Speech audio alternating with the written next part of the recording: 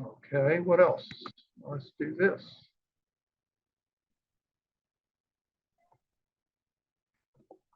Okay.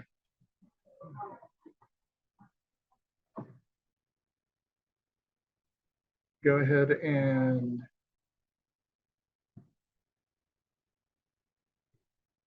all right. The day that this is November 25th. It's Friday, the beginning of Sabbath. So you've got to be careful where we are. We're spending the time in Christian areas so that things won't be closed on Sabbath Eve as they normally would if you were in Jerusalem. Right here is where our youth hostel is. You see this number right here? That's it. We're halfway up the side of the mountain. The mountaintops are about 1,000 feet above sea level. The Sea of Galilee is 500 feet below the sea level. So it's about a 1,500 foot ring of what we'd call mountains around the Sea of Galilee. Hydrostatic piston is one of the terms that you need to be familiar with. When the air pressure, when the winds blow from Syria, from the north, or from the east over Jordan, they come over into a bowl and it pushes down on the water pressure does. The water pressure squirts out to the shoreline, and then it comes back up in the middle, and then another blast, and it's just like a piston being pushed down, and the waves out in the middle of the Sea of Galilee get pretty intense based on the wind that's coming over the mountain into the bowl and getting trapped into the bowl. We're going to be leaving here. We're going to be traveling 4 miles away to Tiberias. Let me pull up a bigger map here.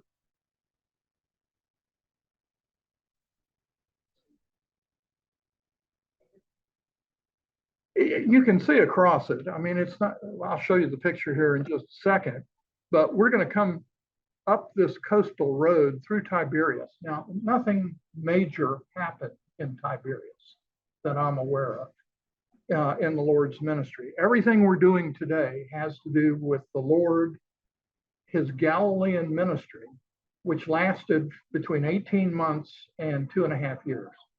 They're not in full agreement on that. But this is his base of operation for most of his ministry. So you're going to be there. We're going to walk in all of these places, passing through the Roman city of Tiberias, who was the emperor at the time Jesus was crucified. Okay.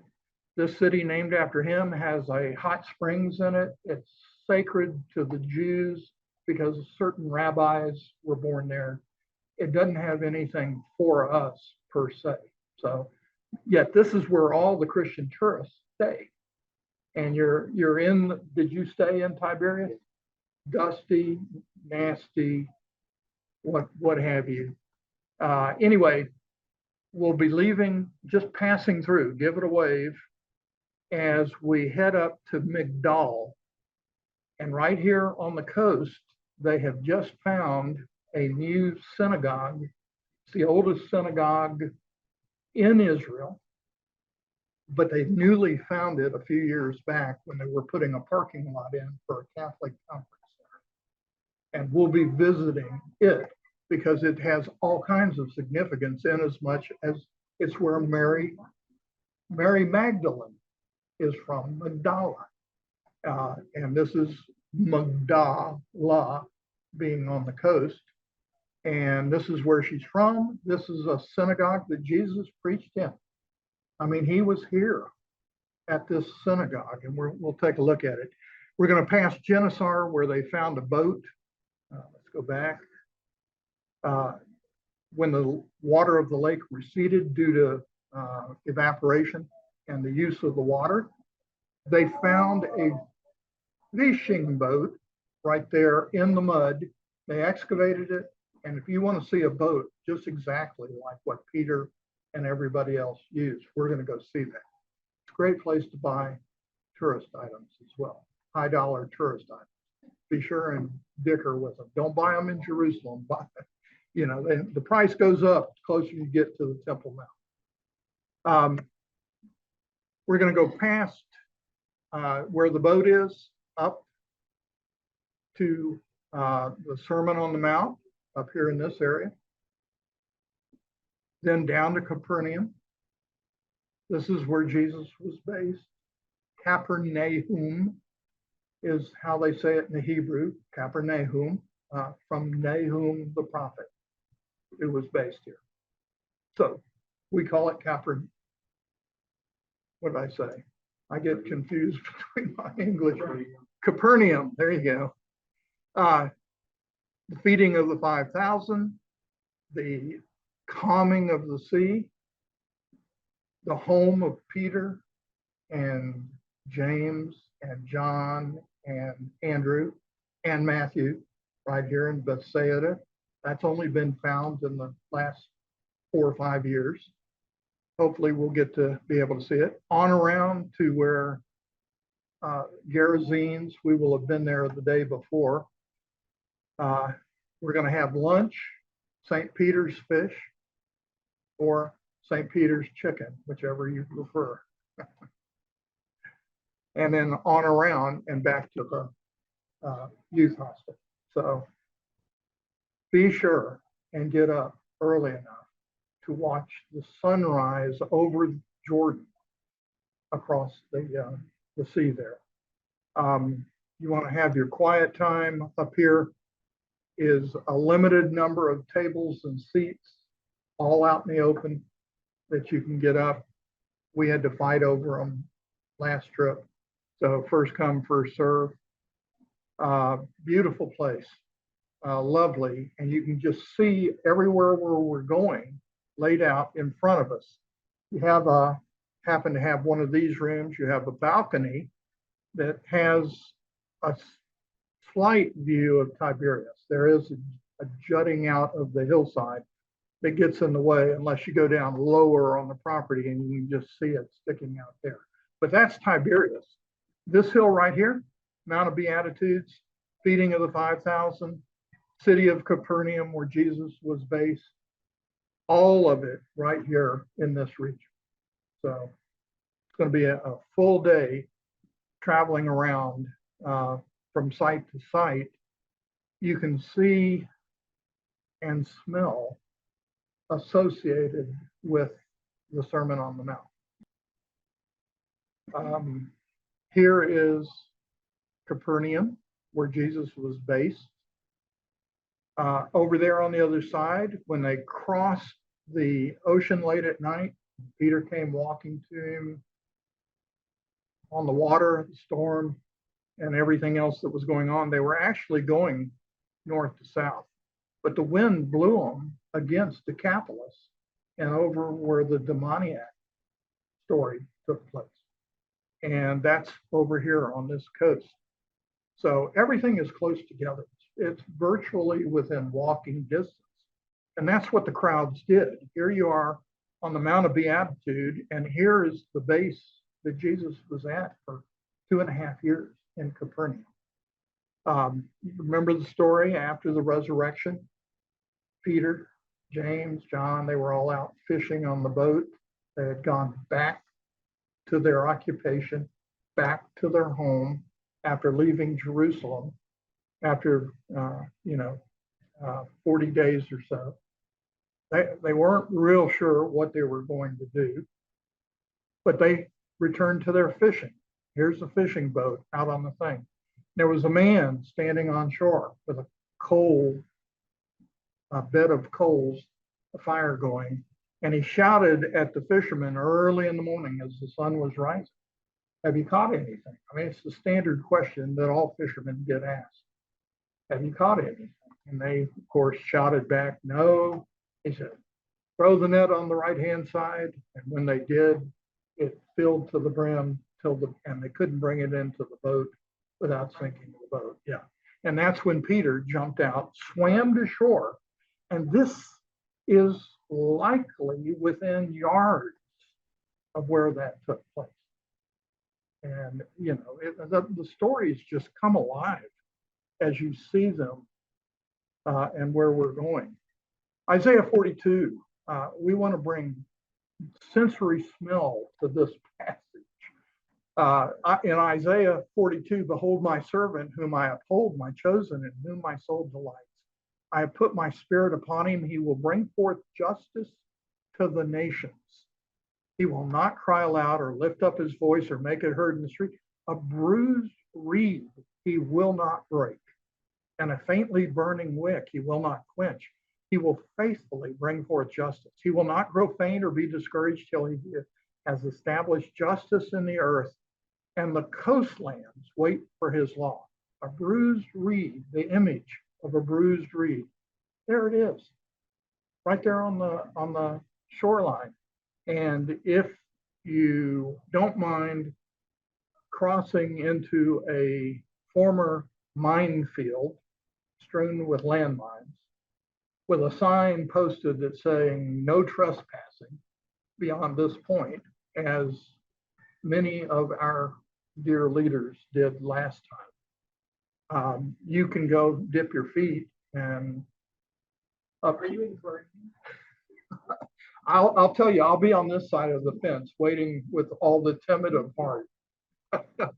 But anybody's free to go. I mean, I don't want to tempt you beyond that which you're able, but do whatever Dan does. Because they had to, Pat Durham had to dip his feet in every single one of the bodies of water that we passed. So,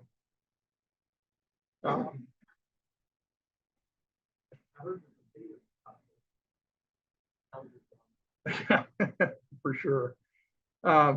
There's a picture that I tried to get of Brett Goodell horizontal in his bathing suit, 3 feet off the ground, diving into the Sea of Galilee. So they caught him, Jeff Perry did, right at the right time. We're going to the synagogue area, the city of Capernaum. This is where Jesus ministered. And you're going to see the ruins from the Roman destruction. And it was a big city. It was a thriving metropolis. And we think, and evidence is strong, that we know where Peter's home was. Here, it says it was within a stone's throw of the synagogue. So that kind of gives a limited radius right there. That gives you a place to look.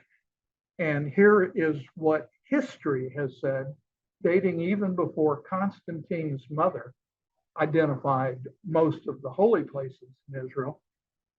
This was singled out by pilgrims as Peter's home.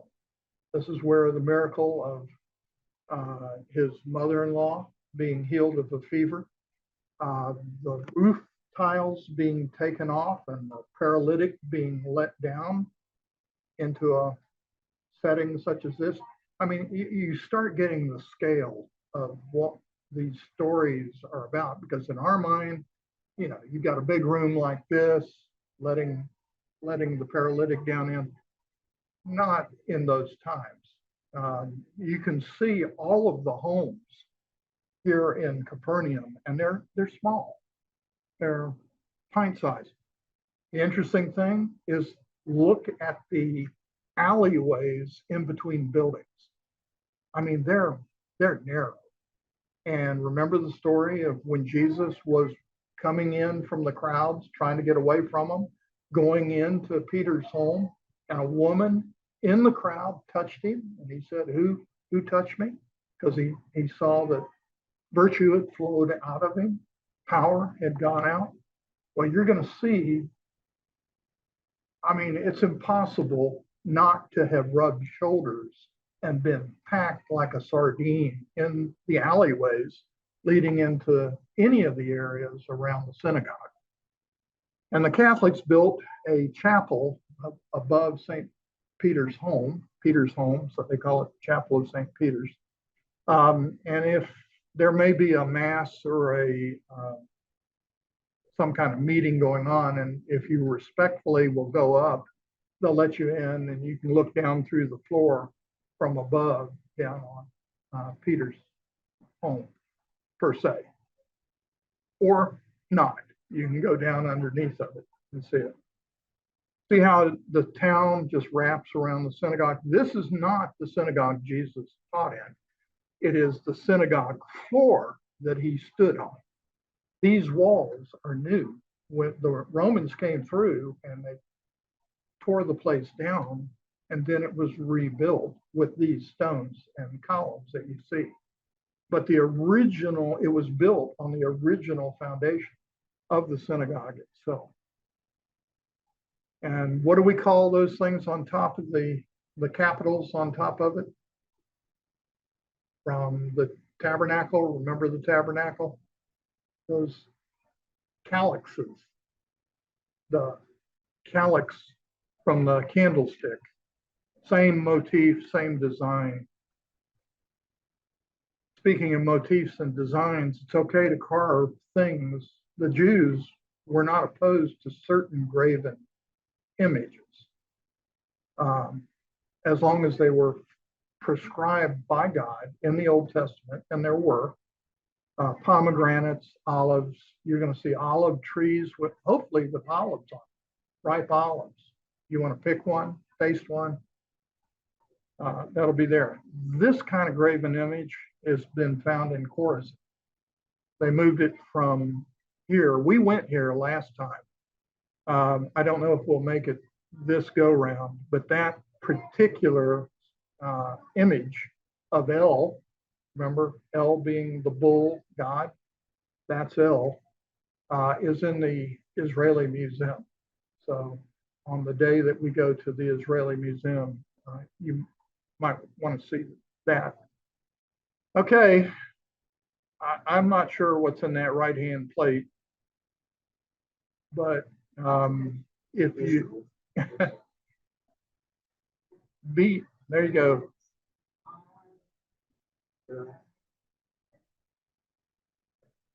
Knox, that's beetroot, right? That's big in Australia. This is my grandson. If you guys didn't know it from Australia. But beetroot goes on every sandwich. Go to McDonald's, you get beetroot on your Big Mac.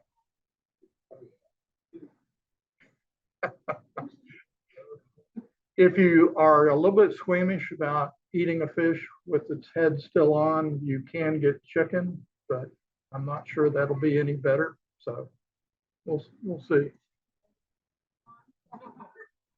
Claws. All right, so we're making our way around, and where we're going to be spending some time is Magdala, where Mary Magdalene was from. And it was because when they were building the Christian retreat center, Catholic retreat center, on the seacoast, they were putting in the parking lot, and out popped all these, ancient buildings. And they identified them as significant. I mean, these are all over Israel. But what isn't all over Israel is the synagogues. This synagogue was special. AD 60, AD 40. I mean, it was first century synagogue. The oldest. It is the structure, but more importantly, it's the ark that they found. See this box right here out in the middle? That's where the Torah scrolls and everything would be held. And they found it, but more importantly, what they found on that box, that's a replica. I think the real one is somewhere else. Is the 7-armed candlestick. It's one of the few actual representations of the tabernacle's candlestick found anywhere in Israel. And that was found in the ruins. The tabernacle, the synagogue itself, when we go to Nazareth the next day, following day, we will go to the Nazareth experience, where you have a Israeli farm setting from biblical times, New Testament times. You have a wine press, You have a synagogue, and you can go inside. It's all replicas, and it's created for Christian pilgrims to get an idea of what New Testament life was like. In fact, I think we may be eating lunch there. I'm not sure. Another good place to buy any of your souvenirs, because they are honestly priced at only 10 times what they're worth. So, and Emery can tell you, he's been there. Okay, anybody know what this is? Tell me what this is. You've seen it often enough. Starts with an M. Yes, get the prize, Barbara. It's a mikvah. This is in Magdala, okay? We will have already seen mikvahs in Qumran, in Masada, and we're not just talking one, we're talking many, because this was necessary for Jewish worship. Remaining pure was a persistent concern for Jews. More than a source of life, water also was the primary means of ritual cleansing. Following biblical law, a form of purification was required for those who had become unclean through contact with the dead or some other ritually defiling object. To be ritually clean, Jews immersed themselves in a mikvah filled with living water. That was the term. Isn't that interesting? Living water. From a natural source, such as rain, rather than water drawn by human hands. It has a entrance where the water comes in, usually from rain, but not always. Sometimes it's a spring, sometimes it's the river nearby being higher elevation, they bring it in. But living water comes in off the roof, flows into a hot tub where there is, once it reaches a certain level, it flows out, taking the impurities that you put in it out. Because when you go down the right-hand side of a mikvah, down the steps, and you immerse yourself, you cleanse the impurities spiritually that have defiled you over the course of the week, and you go to services with a pure conscience or what have you. It's ritual cleansing.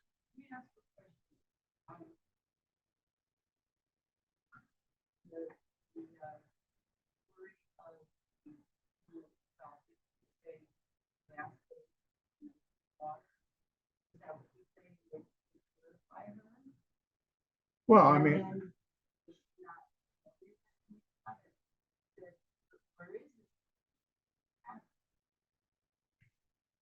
the answer is yes.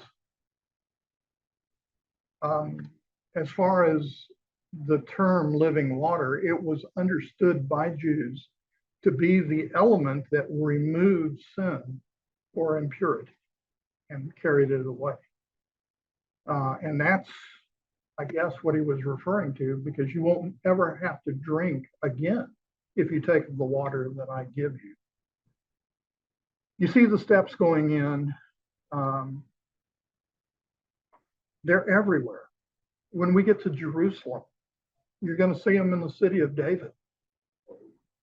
Okay, Emery's been there. I mean, it's, get in your mind this concept or idea, because it becomes important in just a second as we study. Underneath nearly every home in Old City Jerusalem, you dig down into your own basement and you find first a mikvah, then you find living quarters and everything else archaeological.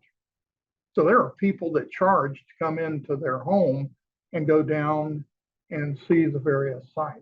And of course, they're restricted by law as to what they can and can't do with these areas. You descend on the right-hand side, you come up on the left-hand side. You go down defiled, you come up purified. That's the first element of a mikvah, but it's not the only element. There is one other, and that's the important one I want to go into here. asking the question, what physical act could a person perform in order to symbolize a radical change of heart, a total commitment? Is there a sign so dramatic, dynamic, and all-encompassing that it could represent the radical change undergone by the convert? What is that? Baptism. To Judaism. This is written by a Jew to describe what is required to convert to Judaism. And of course, the whole issue of baptism was understood by all of the apostles, all of the disciples. There was no question that when you were baptized into the message of John the Baptist, you were converting to his message, to what he was saying. Jesus was baptized by John the Baptist. There was an element of conversion to a particular teaching, doctrine, what have you. And here, to become a Jew, if you wanted to become a Jew today, this has been written by Jonathan David Publishers on how to become a Jew, the final stage of what we call baptism, and that is the Greek word baptizo. Why Baptist or Baptist and they immerse rather than sprinkle? Well, we talked about it. The word in Greek for a sunken ship is baptizo. It's been sunk. It's sitting on the bottom of the ocean. It's fully immersed. And that full immersion is a absolute essential when it comes to Jewish conversion. Ritual immersion is the total submersion of the body in a pool of water. This pool and its water are precisely prescribed by Jewish law. Immersion, tevila, is the common core component of every traditional Jewish conversion process. For male and female, adult and child, ignoramus and scholar, a conversion ceremony without immersion is unacceptable to the traditional religious community and simply not Jewish in character. Okay.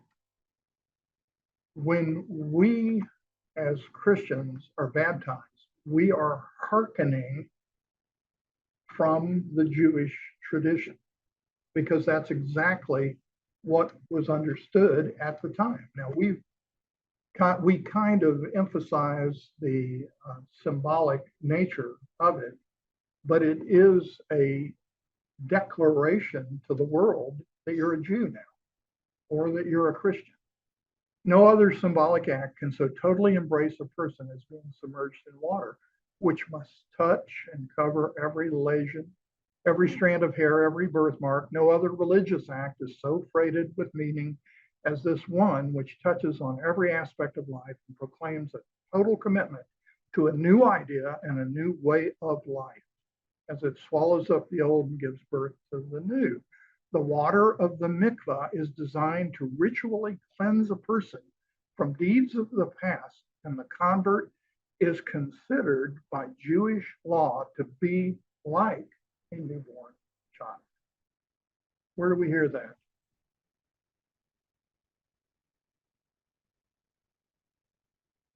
Truly, truly, I say to you, unless one is born of water and the Spirit, he cannot enter the kingdom. Gives a little more context to some of these teachings and understanding that we have. Just like one of the most quoted New Testament resources is Alfred Edersheim's The Life and Times of Jesus the Messiah, written in 1870. Because he, as a Jew, former Jew that accepted Christ, is explaining Jewishness to the Gentile world. And everything has a context that we bring to it. And this, with Nicodemus, was the same type of thing.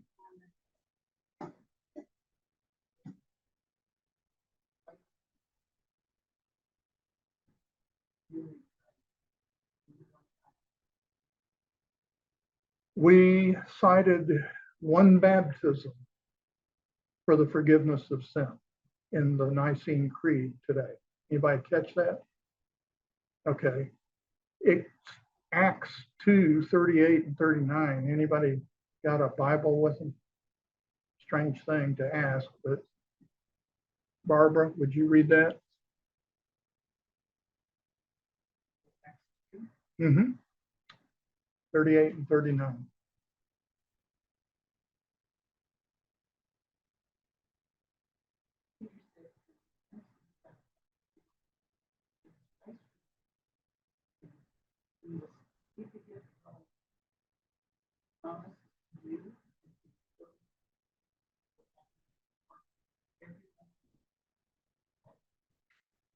We believe in the name of the Lord Jesus Christ.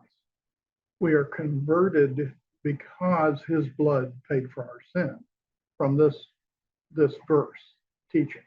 That's what the Nicene Creed was reciting when it said one baptism for the forgiveness of sin. It was citing, I mean, that's the context of that verse.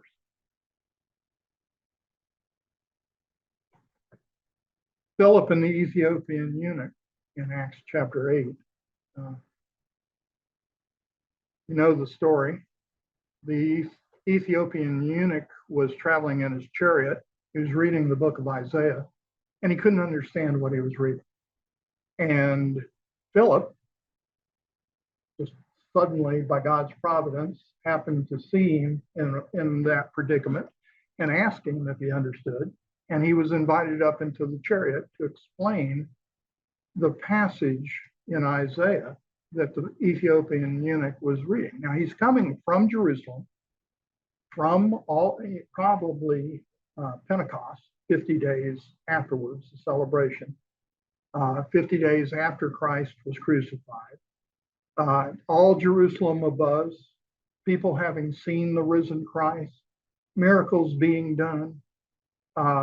And this Ethiopian eunuch is reading about the servant of God in Isaiah. And Philip explains the gospel, the good news to him. And what does the Ethiopian eunuch say? What's his response? You remember? Look, here is water. I mean, it's not a mikvah per se, but it's deep enough to immerse him in to this new understanding and teaching that we call the gospel, Christ having issued forgiveness for sins once and for all. And so he explains the good news to the Ethiopian eunuch, and he says, baptize me. Let's do it. Here's the water. They both went down into the water, Philip and the eunuch, and he baptized him. And when they came up out of the water, now ain't no sprinkling here. This is very clearly a proof text for what baptism is, as if you didn't know the Jewish historical context to begin with, which was full immersion. So we're what is called credo Baptists. We baptize on the basis of belief in Jesus Christ and his death on the cross for our sins. We are not pedo Baptists, which is child baptism with the sprinkling of water. A lot of different Anglican, Presbyterian, Episcopalian, Catholic, all of them sprinkle. And I forget what it's called, but it is what they do when they baptize. They only sprinkle. We don't follow that model because we return back to a biblical basis. But you're going to see this all over Israel, wherever we go. When you see a mikvah, the biggest mikvah in the world is the Pool of Siloam, which is massive. We're talking acres in the form of a mikvah. You walk down 3 or 4 steps, they're excavating it as we speak, right? You head from the Kidron Valley, the floor of the Kidron Valley, all the way up the Washerman's Field, or I forget what it's called, to ascend to the Temple Mount. And you're cleansed initially, but then if you're a rich guy, you can afford all of the for rent mikvahs that are at the top, at the base of the Temple Mount. And they're a whole host of them that they've just recently found. So these are benchmarks in our travel, and they're going to be mentioned by the tour guide.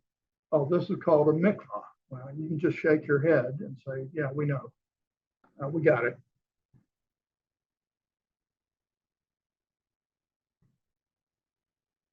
I'm going with the wrong button, sorry. Here is the boat that they found in the mud. We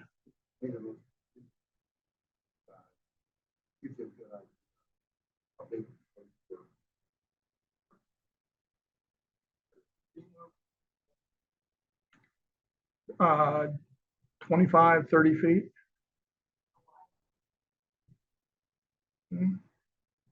7, 8. I mean, think about it. Peter, James, and John, or James and John in one boat, Peter and Andrew in another. 2 men and a sail and oars. That's about all you can handle. I mean, in our minds, these are much bigger vessels, but not historically.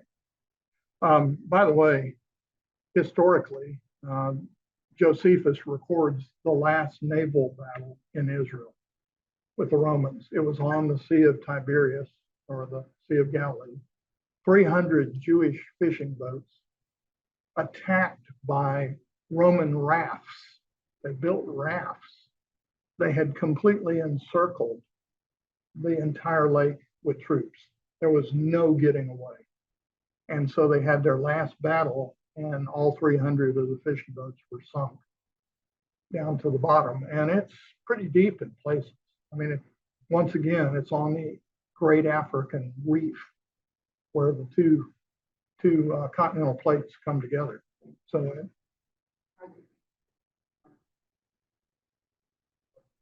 I don't think so, because I don't think they found any evidence of destruction. Just probably, I don't know. We'll go there, but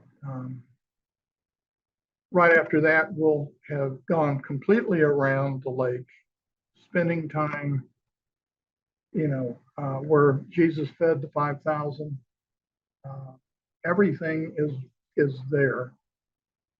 And then we'll culminate the day with a ride on one of these boats. Now, I've got a request in to Brad at Signature Tours that we use this guy, Daniel, who's the only Messianic Jew that runs these boats on the lake. And he has a time of worship with clearly recognizable worship songs that you can sing or join in, but the music is playing as we take a tour with a Christian Jew, Messianic Jew. I hope. I haven't gotten confirmation on that, but that's last time.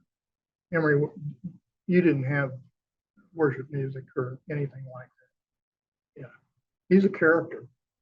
He's a real character. You'll like it. Daniel Carmel founded Sea of Galilee worship boats. So I'll let you know. There it is. This is your last chance. And I did check, and you can have it delivered via Uber to the youth hostel. So if we get back and you can't take the vegetables, well, yet again, you can get a Big America. Yes, yeah, with beetroot to accommodate the Australian taste. But from here on out, that's it.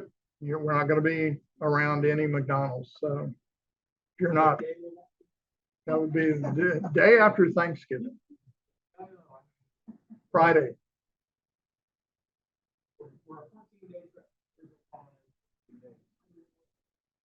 Where?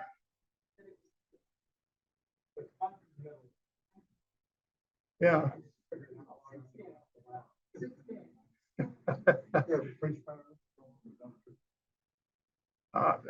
I'll tell you, there was a definite need for this, and so I may uh, ask them to double up the budget for Thanksgiving meal so that they can go out and spend some real money on us, and we'll be on our own for dinner. So, questions? Nothing? Are you following the news? Anybody following the news in Israel? It's there's a couple good programs that you can watch. One of them is Israel 7 News. Israel 7 News. Just remember the number 7. Israel 7 News is produced in Jerusalem every day, and it is by Messianic believers. So they say, pray for the peace of Jerusalem at the end of everything, and that they would recognize Yeshua HaMashiach as their Messiah. It's a very in-depth, gives you insight from a Christian perspective as to what is going on. Israel is in turmoil in the same way we are, in the same way France is. There's a clash of worldviews occurring, and you have the extreme right and the extreme left. Can anybody explain the settlement movement? Anybody aware of what the settlement movement is in Israel? It is where in the 6-day war, Israel conquered Gaza Strip up on the Mediterranean Sea, conquered the Sinai Peninsula all the way down to the River Nile. Throw a rock at Cairo, right on the other side. Their forces controlled the entire Sinai Peninsula in the 6-day war. And they took all of the Golan Heights and West Bank areas. The West Bank is a kidney-shaped section in the center called Samaria. That's what we would normally call Samaria. We are going there, Lord willing. There's no guarantee. We may have an extra day in Jerusalem. Depends on what the political climate is at the time we're there. Normally, the tourist places, and there are 2, are okay. But then you travel, the further you travel up into the central mountain chain that divides the country north to south. It's where the King's Highway is in old times. It was where you could travel at 2,000 feet above sea level in the cool of the day at a mountain peak level from one ridgetop to the next, all the way up to Syria. So, Jezreel Valley, up that far.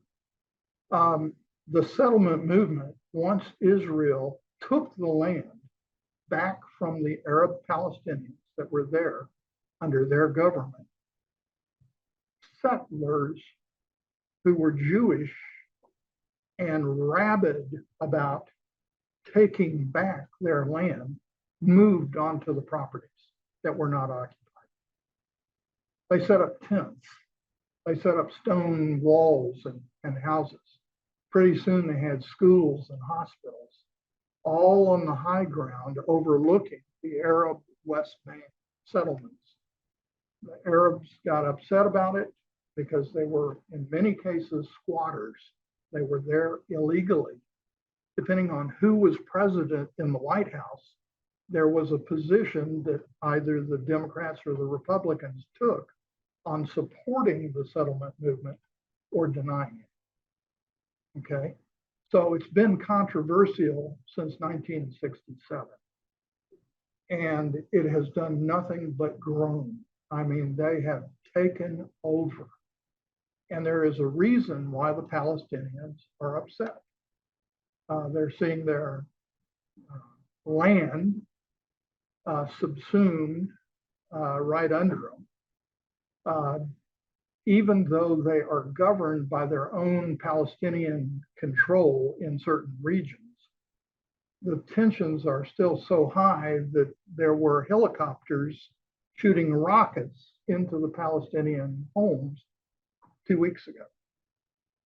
I mean, if you're not up to speed on what's going on, I suggest that you go ahead and understand most tours stay out of the West Bank for that reason. But we're going to Shiloh, we're going to Mount Gerizim, we're going to the woman at the well. We're coming from where Saul was nailed to the wall, and they recovered his bones after him and his sons were killed in battle. That begins the day, and we move up the mountain chain into Nablus, which is where a lot of discontent is. Now, there hadn't been any rioting in Nablus, so pray that we will be there when there is a calm. The calm continues. All of the fighting has been 40 miles north in Jenin, and that's just a large Palestinian area.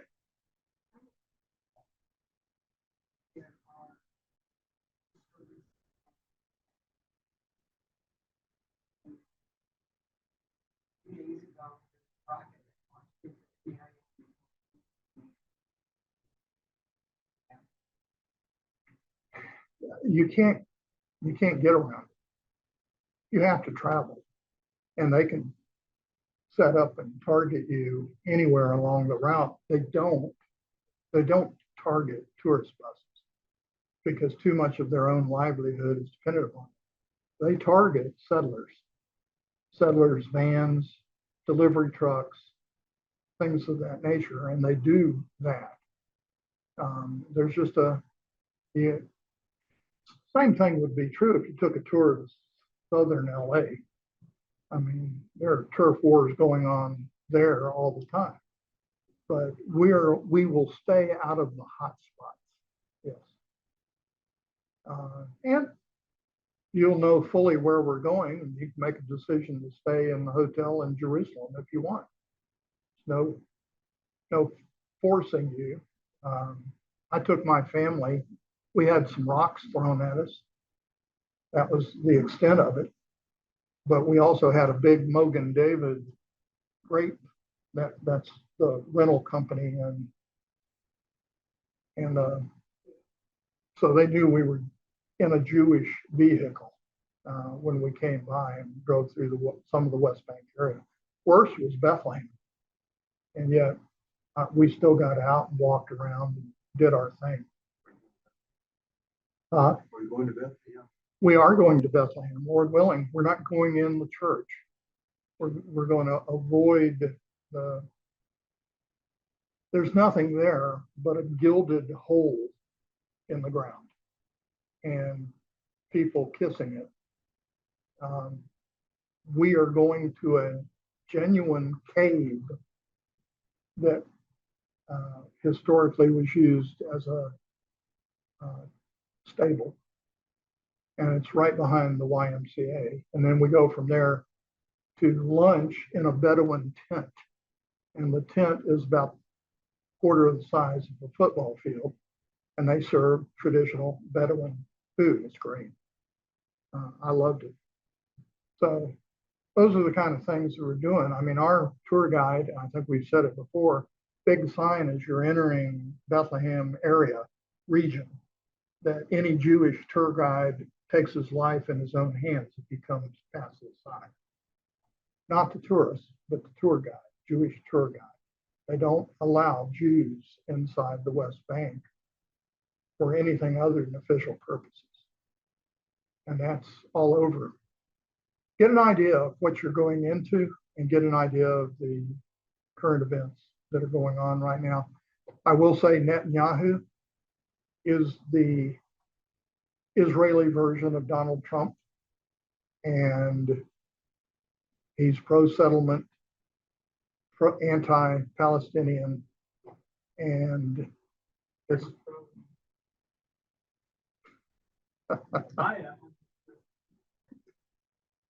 he's the worst possible choice except for all others. How's that for a politic answer?